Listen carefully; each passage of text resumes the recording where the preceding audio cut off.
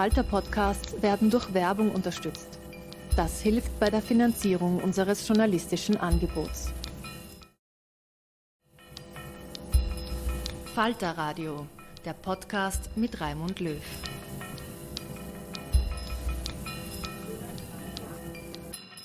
Sehr herzlich willkommen, meine Damen und Herren, im Falter Radio.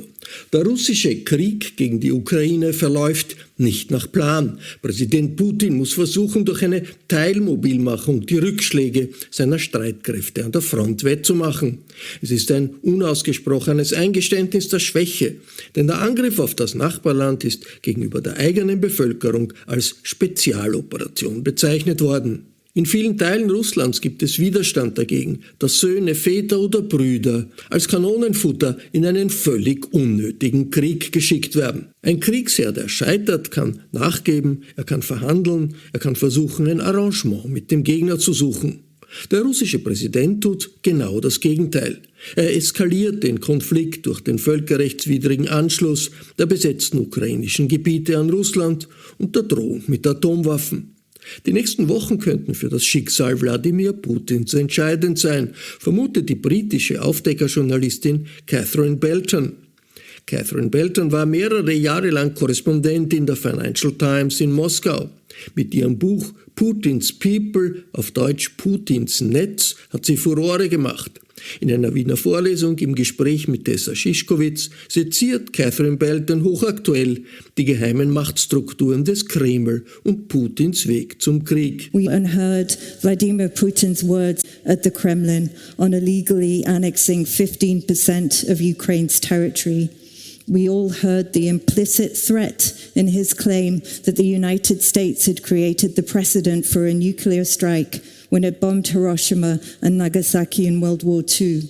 We all heard his diatribe against what he called the colonialism of the West. These were words of blackmail and intimidation, and they are among the few levers Putin has left as he's increasingly isolated. They are levers he's resorted to as he runs out of options for his presidency. When I began work on Putin's People a long time ago now, in 2013, I was seeking to examine why Putin operated the way he did, why it was he'd taken control of the commanding heights of the Russian economy, and how he'd been able to accumulate so much power. The answer to many of these questions lay in his roots in the KGB, an organization that had never really gone anywhere, that had lurked in the background and maintained its networks even in the 90s when Boris Yeltsin had appeared to take Russia on a bold new democratic path. The answers to these questions lay in a KGB worldview that still regarded the West as the main adversary and therefore regarded it critical that only loyal allies control the country's cash flows. They also lay in a modus operandi which was first honed in the KGB when they sought to funnel cash through frontmen and intermediaries into influence campaigns to corrupt officials and undermine and disrupt the main adversary in the West. Only the difference between Putin's actions and those of the KGB in the 70s and 80s was that Putin, in taking control of the Russian economy that had already made the transition to the market, essentially had hundreds of billions of dollars at his command and the ability to cause much more chaos. These conclusions were disturbing. They indicated Putin and many of his former KGB allies in the Kremlin that surrounded him were still locked in a Cold War zero-sum thinking. This conviction grew during the time that I was writing the book, as first of all Putin seized Crimea and then launched his proxy war to take over Donetsk and Lugansk in East Ukraine. It seemed ever more important to understand this modus operandi as we began to see the Kremlin funneling cash to the far left and far right political parties in Europe and the US as he began to seek to disrupt the stability of our democracies here. However, I never imagined that they would go so far as to take the road we see today. Until February the 24th this year, Putin had always sought to maintain at least some degree of deniability whenever he trod roughshod over international law. He always sought to act in a covert way. In annexing Crimea, he didn't admit that the Russian troops had been there until after the referendum had gone through and it was already a fait accompli. And there too, among the largely Russian-speaking population, there was actual real support for joining Russia. Putin was able to annex it without barely even firing a shot. Most of the elite in Moscow expected Putin to continue to act in a similar, limited way in Ukraine this year.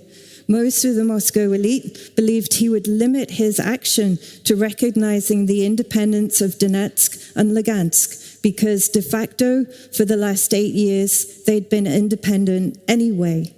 It would be enough to continue a quasi-confrontation with the West without imposing devastating repercussions on his economy and on relations. And in this way, he could continue to prop up his own ratings. But Putin ripped off the mask. He believed the West was now weak enough that he could murder civilians in plain sight and somehow get away with it. He sought to take over a country where even in the East, a majority would view the arrival of Russian troops as an occupation. So how did we get here? Part of the answer lies in Putin's past in the KGB. His continuation of the KGB mindset, the resorting to the knee-jerk habits, a modus operandi of a past he never cast off, and increasingly turned to the longer his presidency progressed. The other part, the escalation of this last year, is almost an accident of history, hubris, and horrible miscalculation. It lies in Putin's own personal ruthlessness and isolation in the pandemic, when even his closest advisors had to quarantine for 2 weeks before they got to see him. And it lies in the fact that the longer he was in power, the more he became surrounded by yes men who feared telling him anything other than what he wanted to hear. So, I will deal first with the clear signs that brought us here, with Putin's roots in the KGB and the networks we often overlooked. What did we miss when all these years we were seeking justifications for Putin's behavior and believing the more he integrated with Western markets, the more he and his corporate elite would begin to follow the Western rules-based order? Putin's road to war in many ways began in Dresden. Then Putin was serving in the mid-80s as a mid-ranking KGB officer. He was the chief liaison between the Stasi and the KGB. We always thought, and it was often described, that Putin's time in Dresden had been a sign that he was an absolute nobody in the KGB. Dresden was seen as a backwater, far away from the main theater in Berlin. Putin himself publicly derided his work there as nothing but shuffling papers. He told interviewers on the eve of his presidency that his work there was so boring that he put on pounds in weight because there was nothing to do there but to drink beer. But there was no photographic evidence of Putin ever gaining any weight. And if you scratch the surface, Dresden was actually an important hub for some of the KGB and the Stasi's most important covert operations. First of all, it was a hub for technology smuggling, to try and get Western technology into the East past embargoes. Robotron, the electronics plant there, it had already cloned the IBM. To conduct these operations, Putin worked closely with a star Stasi officer known as Matthias Varnik, who we might know today as the chairman of Nord Stream. He was a hotshot then. He'd been able to recruit at least 20 Western agents to steal Western technology. To do so, in those days, the KGB and the Stasi were expert in planting compromising materials. They would lure Western businessmen to the city's only hotel for foreigners and then secretly film them with prostitutes. Dresden was also such a backwater that it became an important hub for a more dangerous operation. A Stasi defector has spoken about how Putin was a handler for a notorious neo-Nazi who helped stoke the rise of the far right in Germany after the fall of the Berlin Wall. A former member of the left-wing terror group, the Red Army faction, otherwise known as the Baader-Meinhof group, has spoken about how Dresden became a meeting point for members of that group, how they would meet with Putin there and other members of the KGB, and there they would receive not orders directly, but just suggestions on future targets. And there they could also provide the KGB and the Stasi with lists of weapons and the cash they needed, which would then be miraculously delivered to them. Dresden was chosen for these meetings precisely because it was such a backwater. So Dresden was also a place where Putin and the foreign intelligence chief of the Stasi began preparing for the fall of the communist bloc. Members of the foreign intelligence community, they could see the writing was on the wall for communism, that the Eastern Bloc could not compete with the West militarily or economically, so they were preparing for perestroika and the transition to the market. They knew it was going to be rocky, so they were trying to preserve what they could. In those days, in Dresden, a man named as a Stasi agent by the German Bundestag, though of course he denies it himself, was very active. This man was an Austrian named Martin Schlaf. He was given tens of millions of Deutschmarks in contracts, which have been cited by the German Bundestag, to smuggle in Western technology, past embargoes, to build what was going to be East Germany's most expensive hard disk plant in the nearby Thüringen. But the technology never arrived, and the plant was never built. Instead, the funds were siphoned into an array of front companies in Liechtenstein and Singapore. Many of them, including Schlaf's business empire in Vienna, were staffed by former Stasi officers. Herbert Kuller, the head of Stasi foreign intelligence in Dresden, went to work as an advisor to Schlaf in Vienna after the collapse of communism. So they were trying to preserve their influence and intelligence networks, even then in the 80s before the fall. And in a sign, they were able to preserve the power of these networks. After Putin came to the presidency, Schlaf re-emerged. He was head of a crucial cog in a Gazprom intermediary involved in selling gas to markets in Central and Eastern Europe. This was part of a network known as Centrex, known in at least one instance for involvement in funneling kickbacks through murky gas deals to corrupt and buy-off officials in the West. One such deal was exposed by the Italian parliament in 2005 when Gazprom agreed to sell gas through a murky intermediary that was part owned by Schlaf's Centrex and part owned by a close friend of Silvio Berlusconi. This close friend of Berlusconi was to get a share of an expected $1 billion in expected annual revenues. Italian MPs believed the money was going to end up with Berlusconi himself, and so they stopped the deal in its tracks. Unfortunately, there were many more deals like that which we never got to find out about. So it was no wonder then that Putin and his comrades back in the 80s were anxious to make sure no trace remained of their activities when the collapse of the Eastern Bloc came faster than they expected. When protesters began to gather outside the KGB villa in Dresden some weeks after the fall of the Berlin Wall, Putin and his KGB comrades were stuffing their files into the furnace there so fast that the furnace burst. It was then that a key moment occurred for Putin. Putin was so worried about the encroaching protesters that he called for backup from the nearby Soviet military base. The answer he got then was to remain with him ever since. And unfortunately, it was to drive many of the actions that we are seeing today. When he rang, he was told by the officer on duty that we can't do anything without Moscow, and Moscow is silent. Putin has spoken about what a devastating moment this was for him. The outposts of empire were being given up, and these words seemed to reverberate forever in his head. He later told an interviewer that business of Moscow is silent. I got the feeling then that the country no longer existed. The Soviet Union had lost its position in Europe. I wanted something different in its place to rise up. But nothing different was proposed. That's what hurt. They just dropped everything and went away. And this has remained with Putin ever since.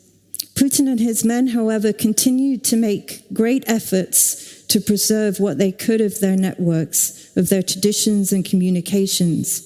You could see signs of this in Putin's activities in St. Petersburg. There, he worked as deputy mayor, and though he was working for a great Democrat, Anatoly Sobchak, who was the city's mayor, Putin's job was to liaise between the mayor's office and the city's security services.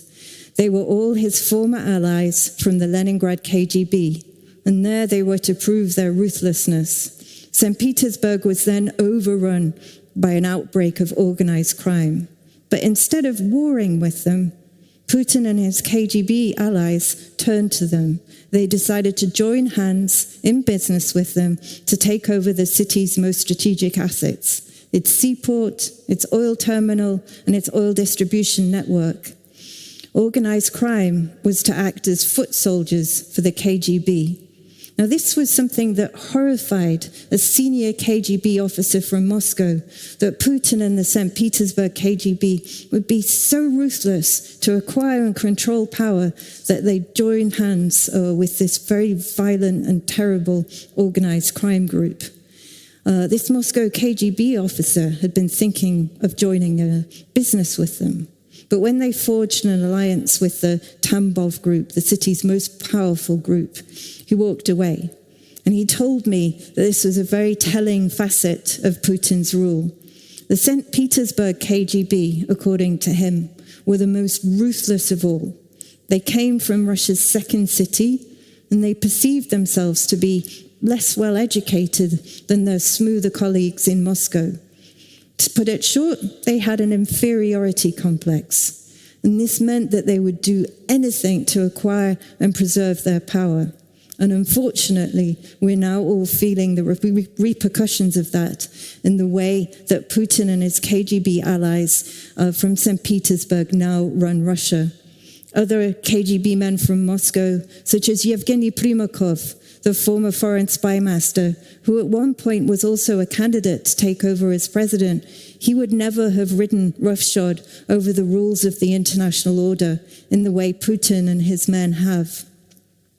So these were all facets of Putin's past career that many in the West should have noticed as a cautionary note as we welcome Russian cash into our markets and increased our energy dependency, not just in Austria, but also in London and across markets in Europe and the US. We all believed in euphoria and naivety after the end of the Cold War, that all that remained was for Russia to integrate with us, that the more Russian companies that listed their shares here, the more they would have to adapt to our governance and corporate standards. But this was to ignore the fact that the KGB clique in the Kremlin saw capitalism and Western integration as a means of increasing their soft power and as a means of subverting the West. The more Russian cash, often some of it untraceable, the more opportunity there was to deploy it to buy off and corrupt officials here, to weaken and confuse our thinking about who exactly was running the Kremlin. This was also to ignore the fact that many of the once independent oligarchs were in fact no longer oligarchs, but hostage to Putin's Kremlin. Once Putin had arrested and jailed and taken over the company of Russia's one-time richest man, Mikhail Khodorkovsky, the remaining Russian billionaires knew they had to follow Kremlin orders if they were to hold on to their fortunes. They had to share part of their cash with the Kremlin and spend it on the Kremlin's strategic agenda. One of them even told me, he said, "Look, If I get a call from the Kremlin saying, spend $1 billion or $2 billion on this or that strategic project, I can't refuse. I have to comply. So this meant that the companies coming to the West were not driven only by self-interest, but by a KGB agenda, which called on them to acquire soft power and influence here, such as through buying football clubs, perhaps, in London. As we sought to make money through being on the winning side, the Kremlin, which controlled the law courts and the Russian economy, we forgot about and ignored perhaps any other darker side. We didn't want to see that ultimately this could undermine our own security. Now, in the last 2 years, now that Putin has cemented his control over all levers of power, Putin and the men around him became so paranoid about all the nefarious acts they'd committed on the way to accumulating so much power. They believed they couldn't afford for Putin to step down. Now Putin has been consumed by his role in history. In isolation during the pandemic, he became ever more under the sway of his most hawkish advisors from the St. Petersburg KGB. Any remaining more liberal pragmatist of the administration has been shut out. Chief among these advisors now is Nikolai Patrushev, the Security Council Secretary, who has led Putin down some of the darkest paths of his presidency. At the infamous Security Council meeting in the days before Putin launched the war, Patrushev basically told Putin what to do. He told him that the US had forced the Ukrainian population down a path of confrontation in East Ukraine, and that the US was seeking to use Ukraine to undermine Russia. He said that Russia had to preserve its sovereignty and territorial integrity. Putin, too, had been told only what he wanted to hear by his own federal security services, who inflated his expectations about how easy it would be to take Kiev in a matter of days. That President Zelensky of Ukraine would run and hand over power at the first sight of Russian troops. And when you're under increasingly authoritarian rule, when you have to wait 2 weeks in quarantine before you see your leader, you only want to tell him what he wants to hear, to make sure your standing is shored up. So these were the fatal miscalculations of Putin's war. And in his belief, too, that the West would be too weak, too corrupted and undermined to stand up and defend its values and Ukraine in the way it has. Now, Putin has been repeatedly forced to switch his tactics. First, when Kiev failed to fall, he was forced to concentrate his forces on taking the east. And now, after months of attrition, he's run out of resources. And he's been forced into sending his own population to hold on to territory gained in the east. This is something I'm told by Moscow insiders that he never wanted to do. It was a choice that he never wanted to make. Essentially, he's putting a bomb under his own rule. These are reservists who will not be able to launch any offences to take more territory. They will simply not be well trained enough.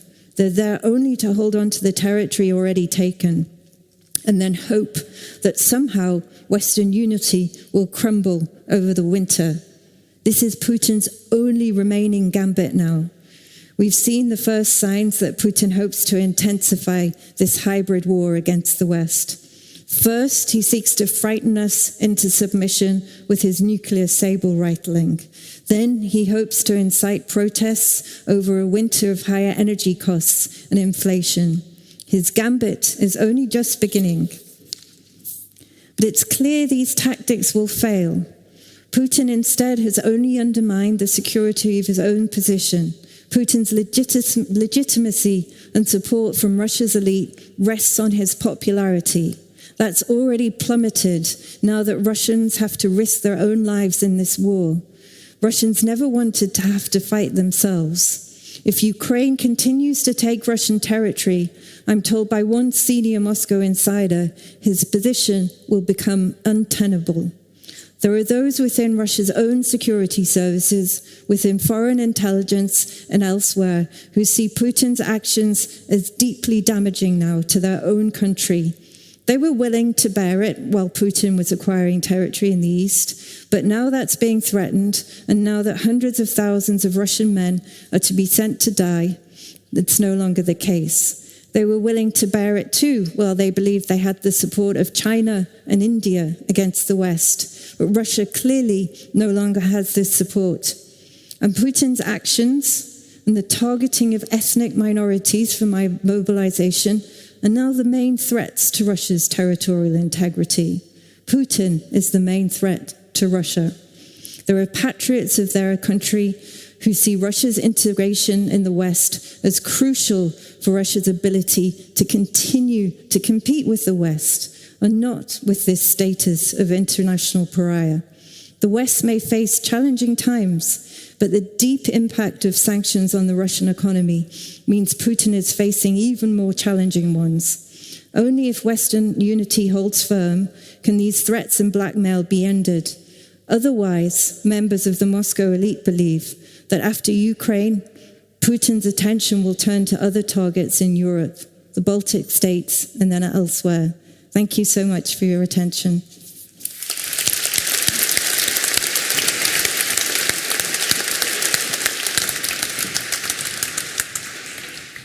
I sometimes wish your book would have come out 10 years ago, and we would have known so much that we didn't know then. And many people also, I think, didn't want to know, because it was such a threatening thought that everything would go wrong with Russia. But here we are at this very, very difficult moments now in the history of Europe, where a nuclear war is not completely something out of the past, but might be in our future. I would like to talk to you about the question if Putin, at the time you described it now in Dresden, when he was engaged in Operation Lutsch, the sunbeam, the Sonnenstrahl, when he was setting up this network to preserve these Soviet structures and to preserve basically the funds. If that was done on his own behalf, or if he was had someone, handlers in Moscow, who told him what to do. So was he the small man at the end of it, or was it his initiative? I think it was certainly not his initiative. He wasn't senior enough, of course, to be in any way behind that. That belonged to much more senior figures than him in foreign intelligence in Moscow. But he happened to be part of the foreign intelligence operators then, and he was in Dresden. And we've seen from some of the archives from the Stasi that then he had this role as a party secretary to Hans Modrow, who was the leader of the SED in Dresden. And he was somebody who'd been very much viewed by the Soviets as a potential successor to Erich Honecker. They thought he would be a safer pair of hands. So it's possible that Putin, in this role as party secretary to Honecker, had some role in trying to cultivate what these progressive elements of Soviet foreign intelligence he saw as the key task. They were trying to create new networks of politicians that they could continue to rely on even after the fall of the communist bloc. They wanted to make sure they still had agents of influence in place even after any collapse of their hold. Because they knew, I mean, there were quite senior members of the foreign intelligence community in the Soviet Union who really understood that the writing was on the wall for communism, that they couldn't continue really to compete with the West economically or militarily, that they had to reform, they had to launch perestroika, they had to launch glasnost. I guess what happened was that the transition, the reform process sped out of their control, because the fall of the wall came much faster than they anticipated. But it's certainly the case that they were trying very hard to reach out to sort of secondary level politicians in Germany and elsewhere, so that they would have a network of agents that they could continue to tap after the fall. And as I mentioned, they were also trying to create networks of cash, such as the one that Schlaf created through his fake contracts for the hard disk plant, so that they could still have money to run their networks. Does it astonish you that the whole story of Martin Schlaf, that you found quite obvious, is not very much discussed, for example, in Austria? I mean, should there be, in your view, more of an investigation also in everything that went on in the past 30 years there? You know, I think there have been some investigations, but mostly by foreign journalists, and also the German Bundestag in the 90s did conduct a very thorough investigation of his activities then. And then there was an Israeli newspaper which also wrote very thorough reports on his activities and his ties with Ariel Sharon, with Yasser Arafat, with Assad, all these agents of Soviet influence from the past that he'd somehow continued to maintain. So there were reports out there. I was certainly not the first person to uncover this. But I think in Austria, Schlaf did maintain a certain position and power, and certainly in business circles. He was known for his close ties with BAWAG, the Austrian bank, and certainly when the Israelis who were seeking to investigate him over allegations he'd given a bribe to Ariel Sharon. He wanted to create floating casinos in Israel, and he'd supposedly funneled some money to Ariel Sharon for this. And the Israelis, they had pretty much a lot of the evidence. But when they wanted to come to Austria to question Schlaf, the Justice Ministry stood in their way. And this meant that Martin Schlaf was a very, very influential person indeed.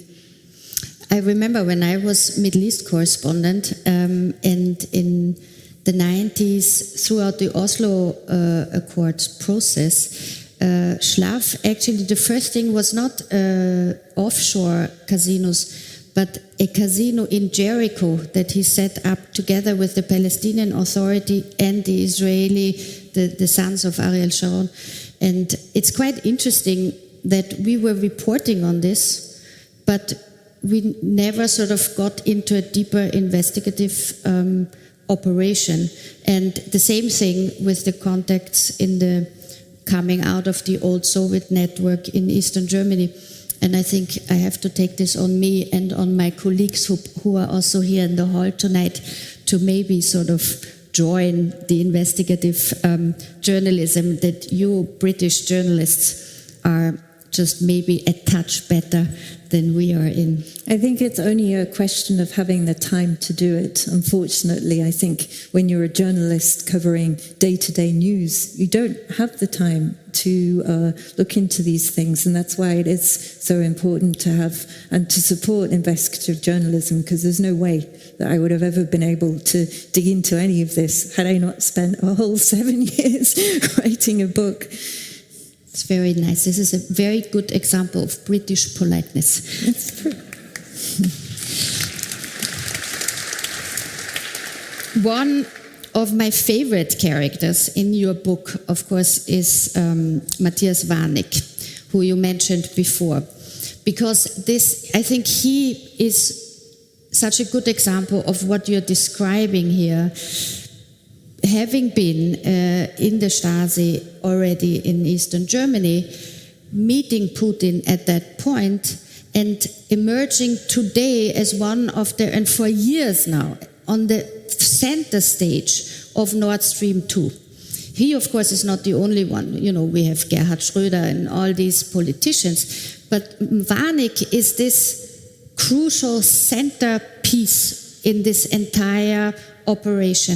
And if you look at it today, how we were now faced with the pipelines of Nord Stream 1 and 2, being clearly sabotaged in the last days.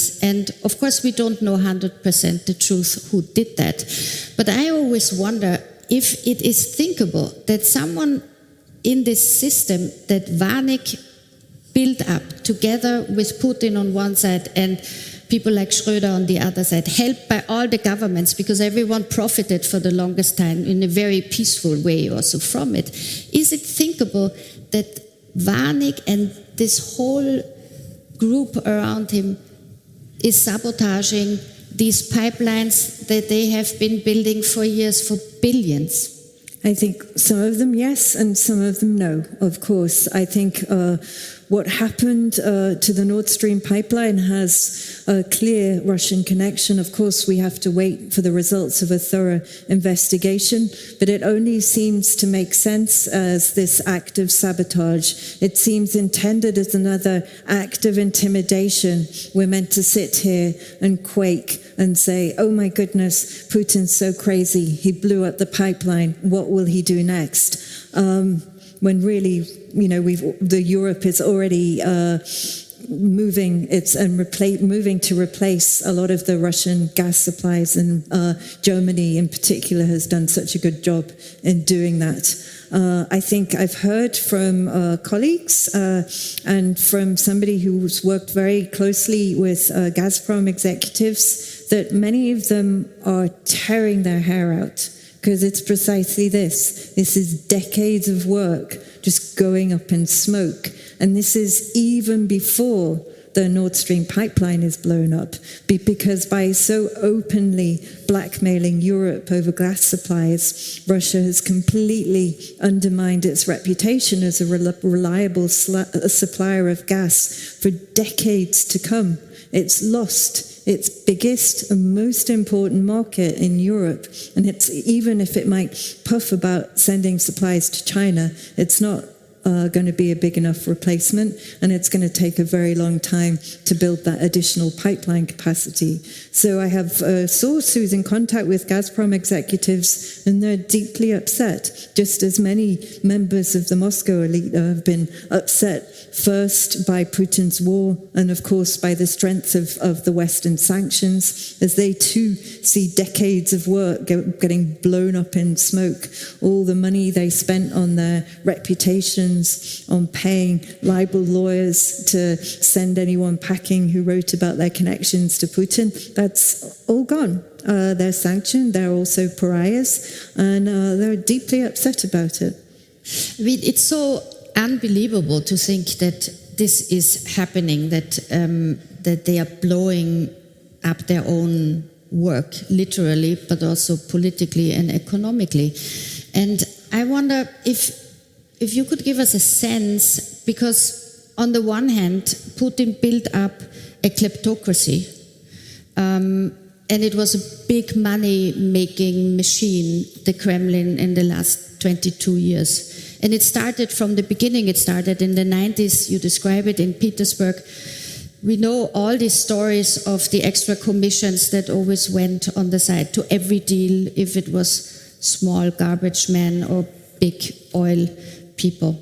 But I wonder if you think that the kleptocracy project always was also meant to be a political project to re-establish a type of Soviet Union superpower, because that was, after all, what Putin was from his character. He was an official of the Secret Service of the Soviet Union. So did one lead to the other, the kleptocracy to a superpower dream, or did they go together?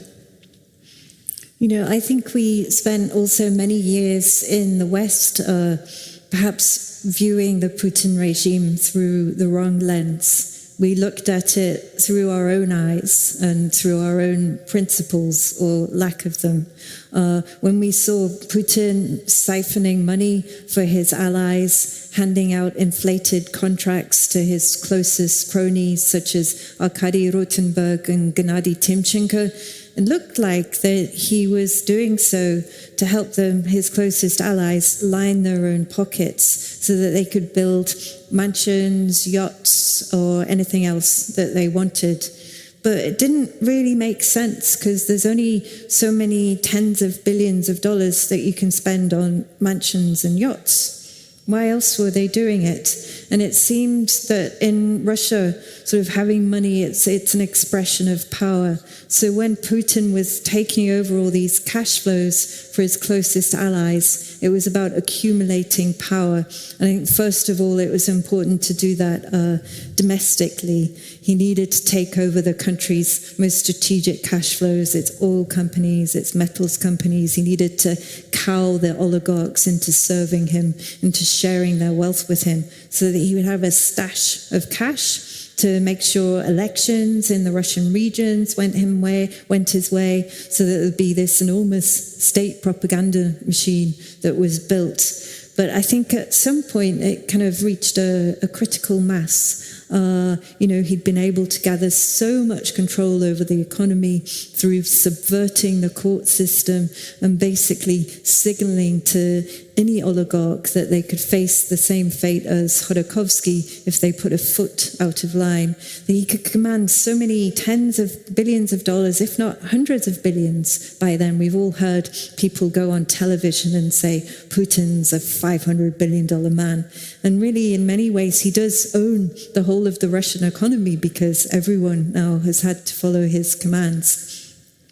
But it wasn't really about Putin's personal wealth, because when he had created this critical mass of control domestically, he could then begin to use his command over those networks, that cash, the companies, to try and undermine markets here in the West, to try and undermine our democracies in the West. As I mentioned, the Yeltsin-era oligarchs will say that if they get a call from the Kremlin saying spend $1 billion or $2 billion on this or that strategic project, they can't refuse, they have to comply. So it became an exercise in not kleptocracy, but in creating power networks aimed at, unfortunately, corrupting and undermining our democracies. And this, again, it's a facet of Putin's past. He could have tried to restore Russia's greatness, because this is what it was all about for him.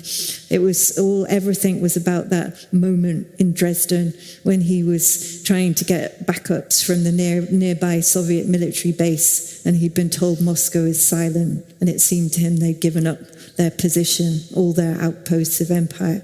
All Putin wanted was to restore Russia's global standing.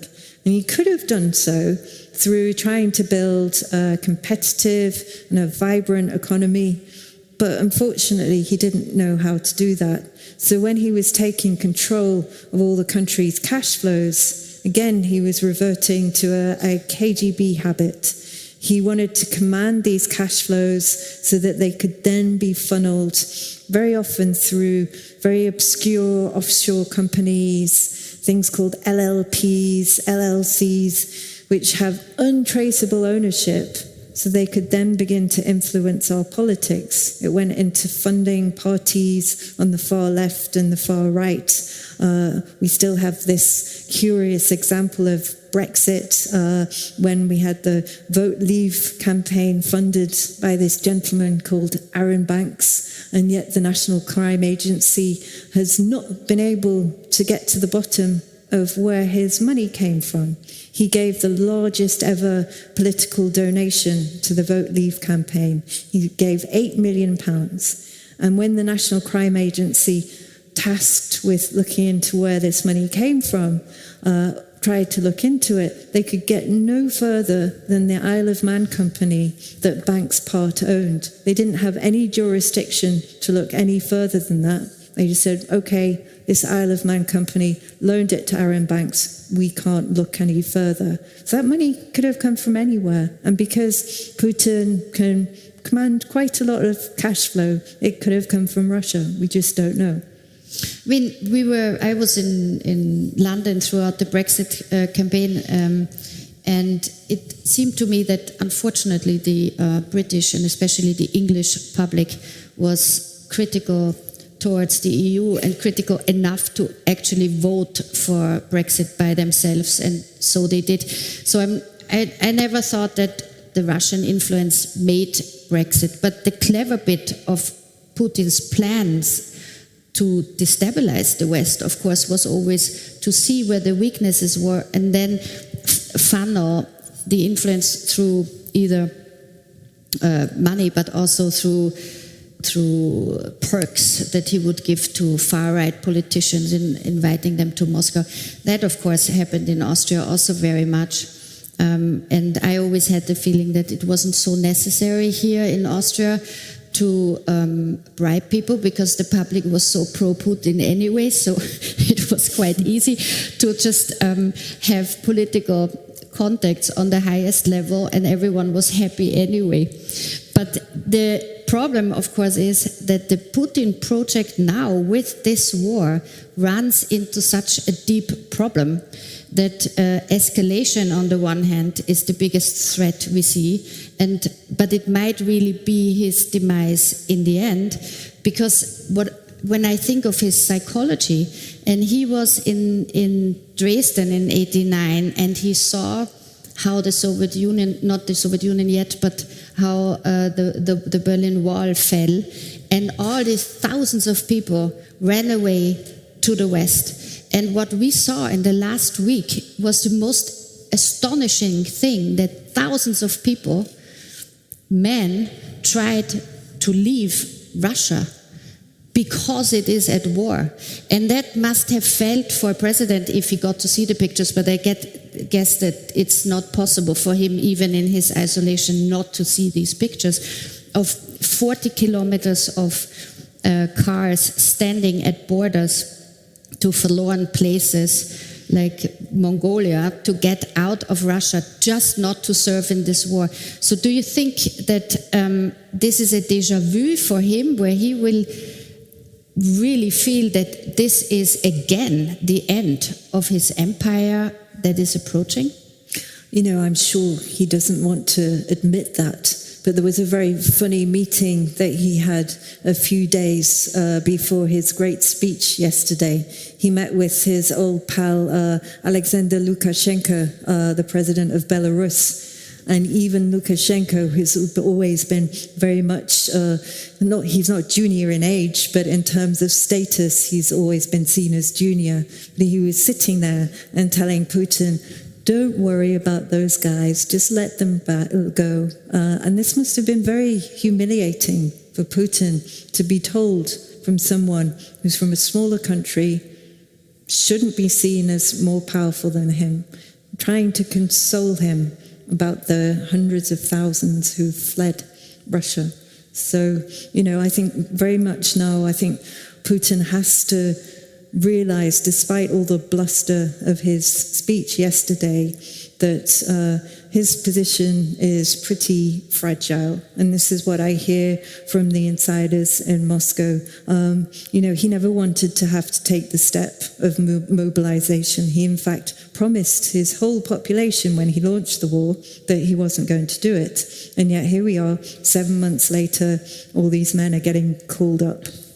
You know, he's brought the war home in a way that's made it very real to a population that was just used to sticking its head in the sand about the worst excesses of Putin's rule, as long as it didn't interfere with their personal lives. That's no longer the case. And really, as I mentioned, like Putin's legitimacy, his standing among the elite, it's always rested on his popularity. And that's really now starting to quite rapidly fall, even though he has this enormous propaganda machine behind him that's been working almost unceasingly now for 20 years. Even the most popular and most rabid TV show hosts are starting to shake their heads rather in horror at what's going on. So, you know, I think really have to see what happens now with the war, because these reservist It's not going to be possible to train them. We've all seen the photos of what a shambles army they represent. There are some being sent there in flip-flops. They're being told to bring their own sleeping bags and all kinds of other equipment that the Russian army just can't even give them. We've seen the photos of them drunk in the fields or swaying across airports. And we have a very clever Ukrainian President Zelensky who is speaking about how, guys, if you want to actually survive, then just surrender. We'll take good care of you. If I was a Russian man, I think I would take that offer up for sure. I think the BBC has done some reporting which shows that most of the men who are heading into Ukraine to fight, it's only really the over 50s who want to do any fighting. They're the ones who still feel the call of the Soviet fatherland and are nostalgic for that era, but no one else wants to go. So Putin has really put his own position in jeopardy, and I'm told by Moscow insiders that if the sending of the reservists there makes no material difference to the military position, that if Ukraine continues to take territory, then that's it. All bets are off. The infighting will begin to take over. But if we look at now of the images we see, so on the one hand, and we had, for example, in Falter this week, I did a cover story where we spoke for days to people in Moscow and in Irkutsk and in Petersburg and in all the cities, how they deal with the conscription and the mobilization. And it was, of course, one gave the other, and it's incredibly touching to speak to all these people who sound like my sons and say they want to go and study at university. They have no intention at all to go to this war. One of them who I interviewed called me now from Madrid and said he's on his way to Venezuela. I hope this will be okay for him there, we'll see. But on the other hand, of course, we have images from the Red Square yesterday after the annexation celebration, which is an outpour of fascist propaganda.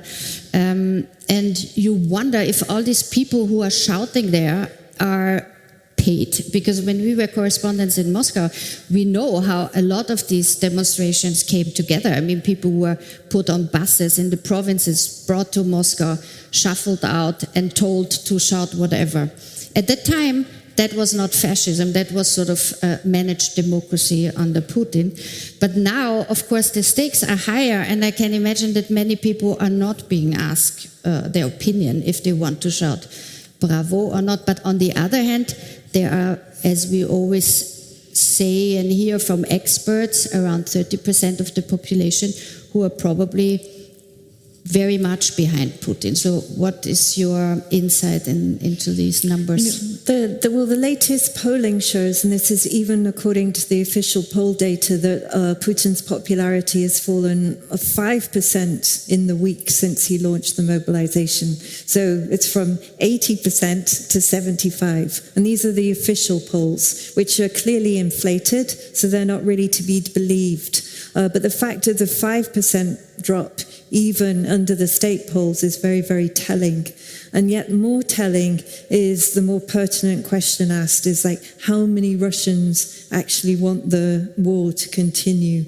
And that has gone from a majority to a minority. It's now 48%. And that's a very, very fast turnaround within a week. Which is good. And that brings us to the infighting, the possibility of an uprising against Putin. It's not very probable that it will be a people's uprising at the moment because of the severe repressions. But in terms of your research into the Siloviki, into the people from the power ministries, the KGB, FSB, power structures, the problem might occur that people who think that Putin should resign will be those who are more radical than him, and who are not the ones who say like, okay, it was a mistake, let's go back to the West, let's have a little negotiation and be nice and calm about it. It is more likely maybe that someone like, as you mentioned him before, Nikolai Patrushev, former FSB chief, sterner than Putin, might take over in order to retake the power and keep the club together. You know, I'm afraid that this is another kind of ruse that they may try to frighten us with. And in fact, Putin, in sending reservists into Ukraine, in taking these much more extreme steps, is actually occupying that extreme niche now himself. There's not many more steps to take for any kind of much tougher leader. I think Putin now is that extremely tough and unrelenting leader that we've feared in the past. He's not pragmatic at all in any way. So I think probably what is more likely, and maybe this is too hopeful, but I think history repeats itself. When we saw the perestroika of the 80s, that was driven by progressive members of security services in foreign intelligence who saw that there was no way the Soviet Union could compete with the West in isolation. And I think there are members now of the security services and also, again, in foreign intelligence very much, who are horrified by Putin's war, and they're horrified by the sanctions and Russia's new status as international pariah. Many of them might have been willing to go along with it as long as maybe they could buy this ruse that Putin could maybe win in East Ukraine. India and China would be on board, so they could seek the opportunity to maybe turn around the global world order, and sort of they changed global trade flows, and that Russia would join with India and China while the West withered. That's already proving to be another fairy tale, because as we saw like 2 weeks ago in Samarkand when Putin was meeting with Xi and with Modi, they made their concerns very, very clear. And China is no longer helping Russia so much evade sanctions. We've seen Turkey take steps to stop its own banks from helping Russia evade sanctions. And China's Xi was very worried. India's Modi expressed his concern very openly. And it's no longer the case that they can say, okay, we're going to redraw the world's trade flows, because it's just not happening. And instead, the Russian economy is withering. And so for these members of the security services who really are patriots of their country, and they see themselves as essentially guardians of the country, and for them, Putin is now the main danger to stability. Another pillar of his presidency was that he was there as the guarantor of stability. And that stability no longer exists, and you have these centrifugal forces now unleashed, because very clearly the ethnic minorities are being targeted in particular for the call-up. We've seen all the protests in Dagestan. People are casting off their fear of imprisonment as a result of protests, because the other alternative is they get sent to the front where they're probably going to die. So he's really shaken every fundament in Russia's stability, which means I think more likely the threat to his position will come from within these progressive elements of the security services who see that Russia needs to be integrated with the West in order to compete with us. It's not that they want to kowtow to the West. It's just more sane and more, you are able to compete if you actually have soft power networks here. And these soft power networks are also being undermined because no one wants to be an apologist for the Putin regime anymore when he's so toxic. I mean, when I reread your chapter now on how this series of suicides happened after in 1990, when sort of suddenly the KGB trustees who were entrusted with the Soviet money flows suddenly died one by one. They committed suicide. They sort of fell out of the window. And I read this now a few days again and realized what a parallel we are already seeing now before Putin's reign is over, but the signs are already there, because you have since January, when the war preparation was very obvious already to a lot of the business elite in Moscow, and people started suddenly dying. The ones who were a touch critical, or the ones who behind the scenes probably opposed any kind of preparations to this war. And so there's one oil company that spoke out against the war, Lukoil. 3 of the top managers, 1 resigned, 2 died. On 1st of September, a man called Ravil Maganov fell out of the 6th floor of a hospital in Moscow. And you think it is sort of a sign to a collapsing regime that the opponents, they don't even try to cover it up anymore, they just die. So it is like in 1990 that people are trying to save the money flows, trying to grab what they can, kill people off who are opposing them. Is that what's happening? Is this the beginning of the end? I mean, certainly the parallels that you raised are very clear.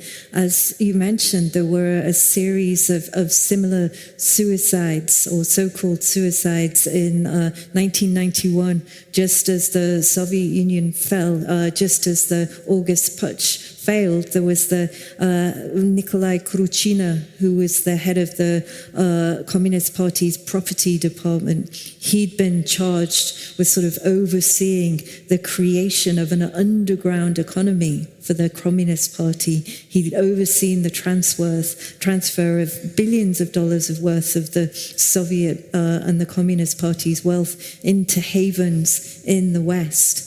And because they knew the fall was coming, and like the KGB, they were trying to prepare for the fall. And yet, literally a day after the failed August Putsch and the Communist Party was banned, Nikolai Khrushchev was found smashed on a pavement outside his apartment building. There was a note that he left saying, "I couldn't bear it." But really he was the one he had all the keys to where all the money had been stashed away. And then literally a month later, his predecessor in that post was found dead in very similar circumstances. And then a month after that, the head of the American property department was found dead from falling out of a window too. So it certainly seemed that these were the men who knew where the money was at a time of great turmoil and instability. And in Khrushchev's case, it was the KGB who were really in control of the money flows, and Khrushchev knew too much about where the money was stashed. So I think they couldn't afford to have him around. In the cases that you mentioned, all these oil executives, there was a senior executive from Gazprom Bank, which has always been known as a big kitty for the Kremlin. It funds most of its strategic operations. And then there was another executive from Novitek, which is owned by Gennady Timchenko, Putin's closest ally and crony from KGB days and from St. Petersburg. And he was found dead too. And Novitek, I think that's another key kitty for strategic operations. These aren't senior people, and I guess we haven't had the proper investigations yet, and I'm not sure we will for some time under Putin's regime. But it's certainly a sign either someone was nervous that they knew too much about the money flows, especially at a time of sanctions, or it was a sign of, the pie, the economic pie is diminishing so much. Money is so tight under sanctions that maybe they tried to pocket some for themselves, and there's the great division of wealth going on again, and it's turning out to be very, very violent indeed. All this money stealing that then in the end turns out to be for nothing when a regime collapses, and it's just all these billions that are stashed away on Western bank accounts, now frozen and probably never to be enjoyed. I'm sure the owners of those bank accounts will think differently about that. I'm sure somehow they're hoping that one day things will be different, these sanctions will be lifted and they can access their wealth again. We see Roman Abramovich, for instance, he's been scurrying ever since the war began, trying to make sure he doesn't end up on the US sanctions list. He even got President Zelensky, with whom he's also maintained ties, to call up Joe Biden to say, please don't sanction Abramovich, because the fact is, Abramovich, even though he spent years denying it and threatening to sue or even suing journalists who dared to mention that he had a close relationship with Vladimir Putin, now he acts as Putin's official envoy in peace talks, or the peace talks that were going on before too many atrocities made them impossible. So his relationship with Putin is now bare for all to see. A leader of the Ukrainian delegation basically told the Wall Street Journal that, now we tell Abramovich, go and tell your boss, meaning Putin, any details that they want to get ironed out. And yet Abramovich is now so desperate, he's willing to have this publicly acknowledged, just to avoid being on any more sanctions lists. So I think we can certainly see this desperation in the members of this economic elite, especially those who made their fortunes before Putin came to power, the ones who made their money in the Yeltsin era. They're the ones who are most shocked and upset of all, because, they were immensely rich and powerful before Putin came to power. After Putin came to power, they had to share their wealth with the Kremlin. The boot was on the other foot. But they kind of thought, we can bear this, as long as we can continue to be fabulously wealthy and enjoy our riches and our power and have these reputations in the West and mix with the hoi polloi and the establishment here. But that now has been completely uprooted, and some of them have spoken about how shocked they are. And it's not just the ones who are already in the West. We've heard Oleg Deripaska, for instance. He's still in Moscow. He's been hit really hard by sanctions. His metals company is particularly vulnerable because it needs Western equipment in order to continue its production. And yet, he's been pretty brave. He spoke out very openly just a few months ago. He said, I'm very concerned that we've given up all the achievements of the 90s and the 2000s. We're just sitting here waiting for victory. Victory for what? He said it would be a colossal mistake to destroy Ukraine. So you hear these voices now, and I think we'll hear them ever more now that Putin's position is vulnerable. It's also very tricky. A lot of these businessmen, they were collaborating with Putin as long as the going was good. Yeah. And now suddenly nobody wanted to be his good friend anymore, because they also fear that they will never get their funds back in the West. And it's, I think, a case-by-case study that also the Western governments will have to do to see what to do with Abramovich and Friedman and Deripaska and this whole generation of super rich men who, have partly shady pasts, but also just were too close to Putin, but also did a lot of legitimate business. So I'm not quite, do you have a sense what will happen with these funds? I mean, people would like to fund the reconstruction of the Ukraine with all this frozen money, but I think legally this is very, very difficult to imagine. Yeah, for sure, because I think it's one thing to use the frozen funds of the state, the 300 billion in central bank reserves, for instance, to fund this reconstruction, and it's certainly another matter entirely to take somebody else's private property. And I think probably these funds had better remain frozen and we should not suddenly overturn our own principles and our own rule of law to throw money into Ukraine. I mean, some of them are begging now for sanctions to be lifted. We've heard that Friedman had offered to spend $1 billion. I think he has 15 billion, so I'm sure he wouldn't miss it, on reconstructing Ukraine if only the sanctions against him would be lifting. But I think we still have to be careful as long as Putin is in power, as long as these guys still have businesses in Russia, still have relatives in Russia, they're vulnerable to the Kremlin. It means they still may be told to act on the Kremlin's orders. Mikhail Friedman, for instance, you mentioned, he still has Alpha Bank in Russia. This is a very key part of his business. He owns a huge retail chain there.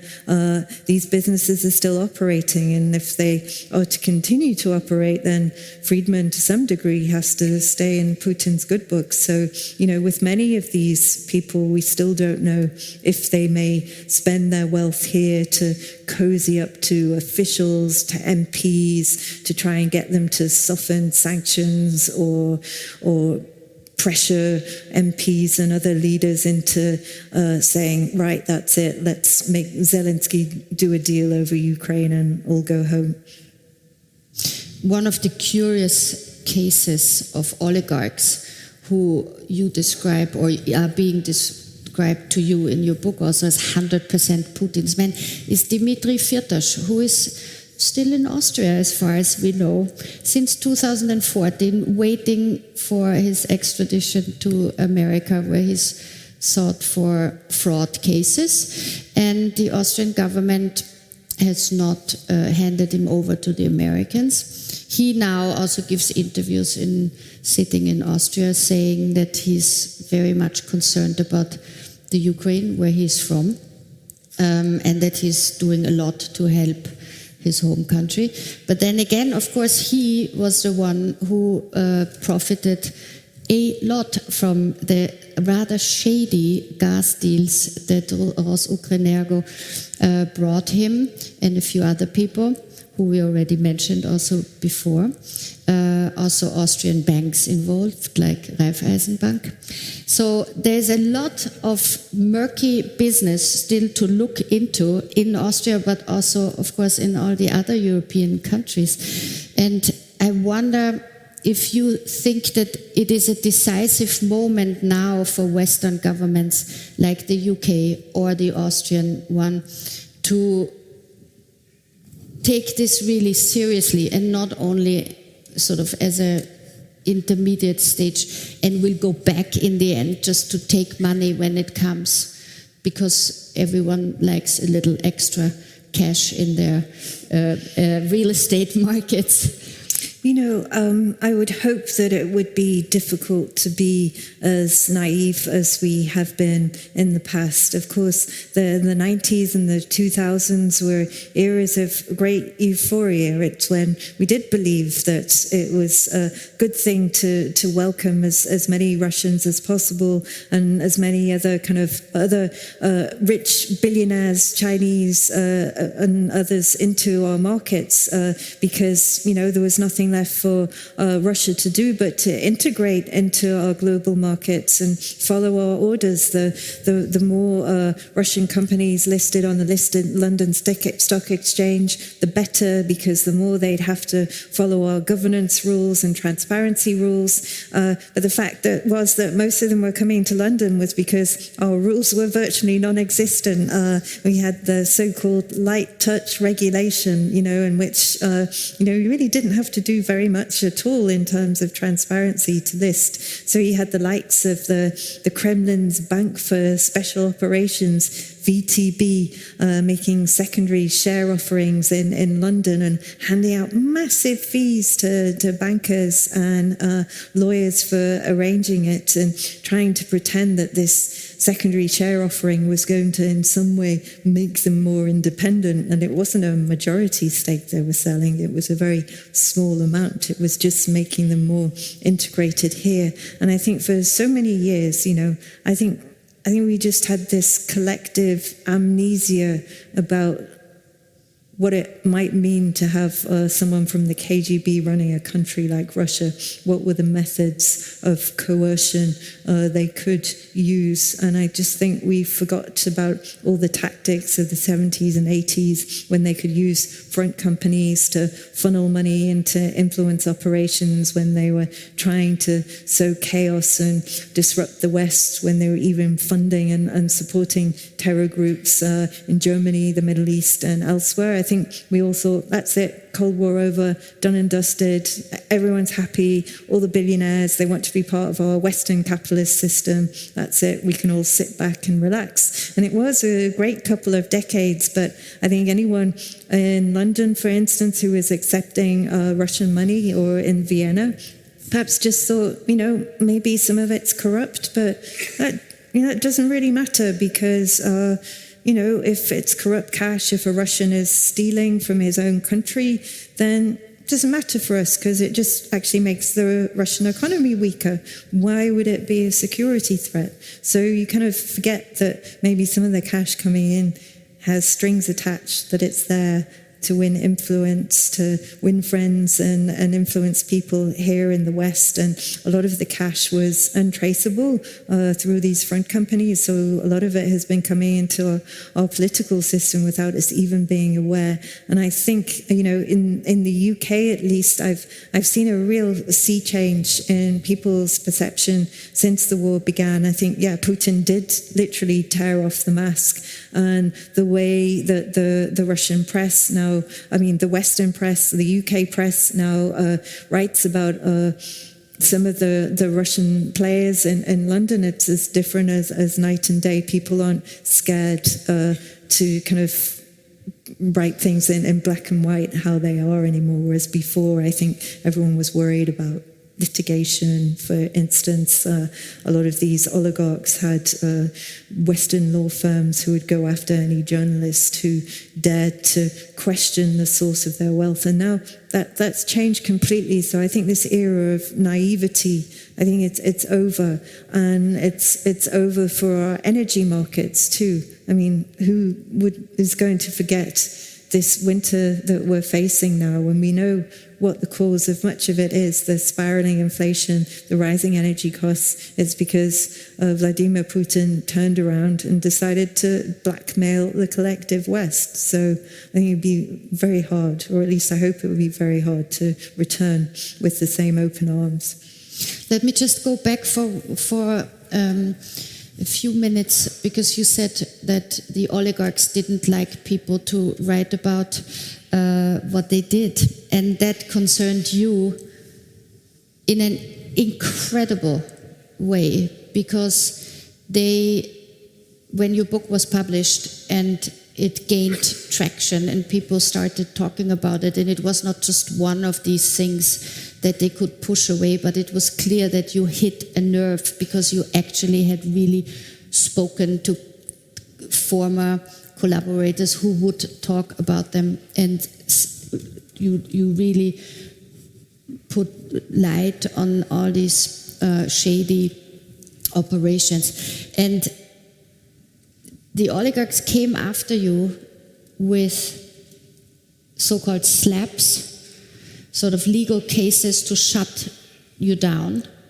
And can you talk about this a little bit? Because it must have been so incredibly difficult to get your publisher to back you up, to have your journalistic reputation not destroyed by an incredibly powerful legal assault, reputational assault by lawyers on you.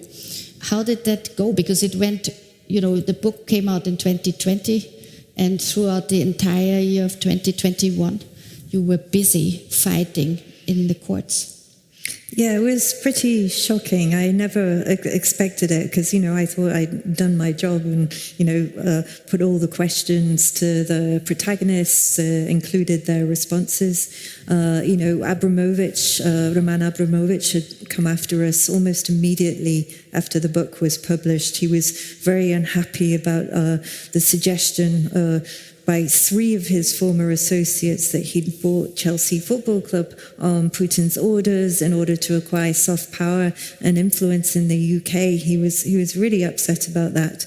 But we explained to his lawyers, we were like, look, we put these allegations to your spokesperson. The response, the denial, is included in the book. And that's it. We didn't hear anything from him for months, for 8 months to be precise. And then all of a sudden, nearly a year after publication of the book, suddenly he's making a press statement to everyone that he's going to go ahead and sue me personally and the publishers over this and a number of allegations in the book, which he said were completely false. Of course, I have no relationship with Vladimir Putin, though we know now that to be very, very true. And he said, these claims are very damaging to me and I'll take you to court. That was already pretty shocking. But then when in the weeks that followed, one after the other, we had Mikhail Friedman, Pyotr Avin, some other incredibly wealthy Russians, and then Alisher Usmanov, who threatened to go ahead and sue, but then never did. And then we had Rosneft, the Kremlin oil champion. Then we had another guy called Shalva Chigirinsky, who suddenly emerged at the very end out of the blue and said he wanted to sue me too. It was incredible. It was completely overwhelming. I mean, it was already one thing to be facing a lawsuit from someone like Abramovich, who's incredibly wealthy and powerful. But when you have all this, like 5 of them ganged up against you, I didn't know if the publisher was going to be able to afford to defend the book. I spent 7 years working on it, and I kind of spent a really long time. I wasn't working full time. It was really difficult. I'd taken a lot of time out of my career to do it, and now I was thinking, oh my God, it's going to have to be withdrawn from the shelves because this is too much. No publisher is going to be able to afford to defend it. And yet I was very lucky because the lawsuits kept coming, and yet HarperCollins said, no, it's okay, we'll defend you, we'll take this on. And they had a brilliant team of lawyers, and we managed to fend off the lawsuits. In the end, Rosneft, the Kremlin oil champion, they had to withdraw its suit because in a preliminary hearing, the judge basically said it has no merits. It's not, what I wrote was not defamatory of the company. That essentially, yes, it was a suit designed to intimidate and pressure HarperCollins out of defending the book. And then with Mikhail Friedman and Avin, who were barely in the book to start with. There were maybe 2 or 3 lines about them. And yet when we hadn't heard any complaint from them until a year after publication, when suddenly they stood up and said how damaging it was. I'll tell you what Friedman was complaining about, and it was completely overblown and exaggerated. He said, because I wrote that he had worked with the KGB in the late 80s to trade commodities, that he'd had support. He had to have support from the KGB in order to do so. We quoted a former government official about this, and also a former director for Russia on the National Security Council in the United States, about how all these guys, anyone in the 80s who was trading commodities, had to have support from the KGB in order to do so. And Friedman said, even though I'd written this, and I'd written nothing about him almost under Putin, apart from that he steered clear of politics and he merged his oil company with BP. That was it. That was the only mention of Friedman in my book about him under the Putin regime. And yet he said that because I wrote about him possibly having backing from the KGB in the 80s, which he denied, he said, this means that I am part of Putin's, you wrote that I am part of Putin's KGB capitalism working to undermine democracy across the globe. And my book had made no such mention of him. So it's just an example of how these guys would exaggerate their claims and to try and frighten the publisher out of defending the book. So there was one like that from him, and then from Avin, and we made some very small changes. And with Abramovich, we had very good judge in a preliminary hearing, and she again said that he was making an exaggerated claim. He said that the book said he had a corrupt relationship with Vladimir Putin. And I could have tried to write that, but I didn't. And the judge said that actually what the book said was that he's under Vladimir Putin's control.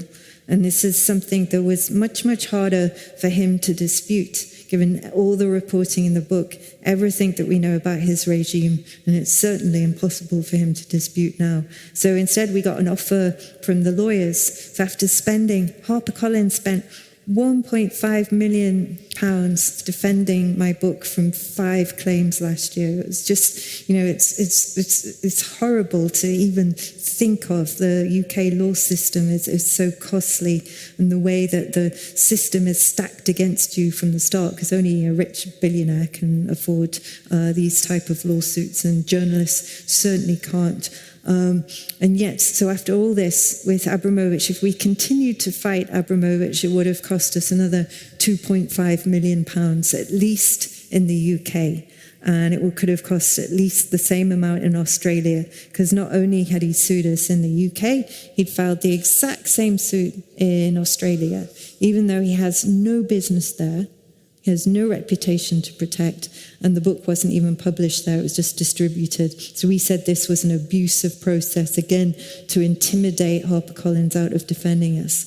But because HarperCollins was facing these massive costs, we agreed to a settlement offer. So Abramovich's lawyers, instead of demanding, we deleted absolutely everything in the book that he didn't like, including bits where he wasn't even mentioned. There was a quote from Joe Biden when he was vice president, in which he was talking about how the Kremlin uses oligarchs as kind of weapons or tools of corruption in the West. And he even objected to that, even though his name wasn't mentioned, and he wanted us to delete that passage. But thankfully, he calmed down, because he realised things weren't going his way.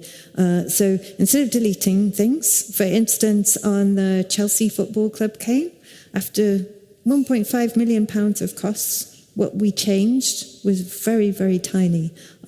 Instead of quoting the 3 former associates as saying that Putin ordered Abramovich to buy Chelsea Football Club in order to acquire soft power and influence in the UK, we now say, according to the 3 former associates, Putin may have asked him to acquire Chelsea Football Club in order to acquire soft power and influence. And then there's an addition to a denial that was already there. So it's crazy. But there's a good silver lining to the whole affair, because that is, I was completely overwhelmed and sort of taken aback by all the support that I got from journalists. I think the Kremlin really did overreach in this case, because it was so obvious, the intimidation, that lots of journalists were writing in support. And I think the UK government really stood up and took notice too. And now they are going to reform UK libel laws to make it harder for these types of abusive cases designed to intimidate and harass journalists to be happening again. There are going to be mechanisms in place which allow such type of lawsuits, which you call a SLAPS, strategic litigation against public participation, when essentially deep-pocketed individuals are using their wealth to try and shut down journalism that's in the public interest, that these type of cases can be just thrown out to a much earlier stage. So in some ways, it was a lot of pressure, but I'm quite glad, and I almost wouldn't have had it any other way. But I'm deeply grateful to my publishers for standing by me.